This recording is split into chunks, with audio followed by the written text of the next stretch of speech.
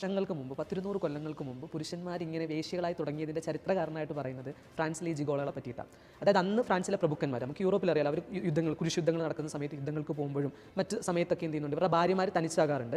പക്ഷേ എന്നാലും ആ നാട്ടിൽ എന്ത് ചെയ്യും, വിരുന്നുകൾ നടക്കും. ഇപ്പോൾ വിരുന്നുകളിൽ ഫ്രഞ്ച് കൾച്ചറിൻ്റെ ഒരു ഭാഗമാണ് വിരുന്നുകളിൽ നൃത്തം ചെയ്യുക എന്നുള്ളത്. അപ്പോൾ നൃത്തം ചെയ്യണമെങ്കിൽ എന്ത് ചെയ്യണം, സ്വന്തം ഭർത്താവ് ഒപ്പം വേണം നൃത്തം ചെയ്യാൻ. അപ്പോൾ അതൊരു അഭിമാന പ്രശ്നമായതുകൊണ്ട് തന്നെ ഇങ്ങനെ പല പ്രഭുക്കന്മാരെയും ഭാര്യമാർ എന്ത് ചെയ്യുമായിരുന്നു, ആ നൃത്തം ചെയ്യാൻ വേണ്ടിയിട്ട് കസിൻസിനെയോ ആരെങ്കിലും കൊണ്ടുപോകും. അങ്ങനെ പിന്നെ എന്തായി, ഇങ്ങനെ ഈ നൃത്തം നടക്കുന്ന അല്ലെങ്കിൽ ഒരു വിരുന്ന് നടക്കുന്ന സ്ഥലത്ത് അവിടെയുള്ള ആളുകൾ ഇങ്ങനെ ഒപ്പം നൃത്തം ചെയ്യാൻ വേണ്ടിയിട്ട് ആളുകൾ എന്ത് ചെയ്യും, വാടകയ്ക്ക് കൊടുക്കുക, അവരൊപ്പം നൃത്തം ചെയ്തിട്ട് പോകാം. അങ്ങനെ ഈ നൃത്തം ചെയ്യാൻ വേണ്ടിയിട്ട് അവിടെ വന്ന് ആളുകളെ ഹയർ ചെയ്യുന്നത് അല്ലെങ്കിൽ ആളുകളെ കടം വാങ്ങുന്നത് ഒരു നോർമലായിട്ടുള്ള കാര്യമായി മാറി.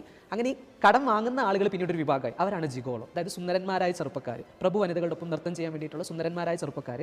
പക്ഷേ കാലക്രമേണ ഇതെന്തായി മാറി, ഈ ചെറുപ്പക്കാരോടൊപ്പം ഈ പ്രഭു കുമാരിമാരെ, ഈ പ്രഭു പത്നിമാരെന്ത് ചെയ്യും, രാത്രി ചെലവഴിക്കാൻ തുടങ്ങി. അങ്ങനെ ഈ ഒരു വിഭാഗം ഫ്രാൻസിലെ നാമേത അല്ലെങ്കിൽ വിളിക്കപ്പെടുന്ന പുരുഷ വേശ്യമാരായിട്ട് മാറി.